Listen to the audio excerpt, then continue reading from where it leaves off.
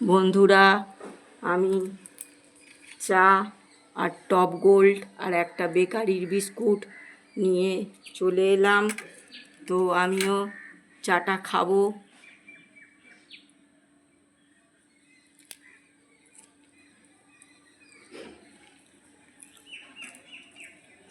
আমার মনু শালিক খাচ্ছে, আমিও চাটা খেয়ে নিচ্ছি।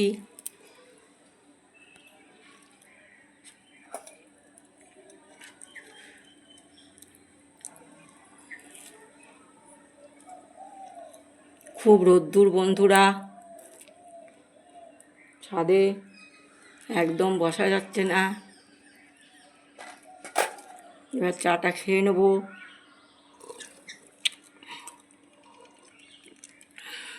তোমরা দেখো ভিডিওটা।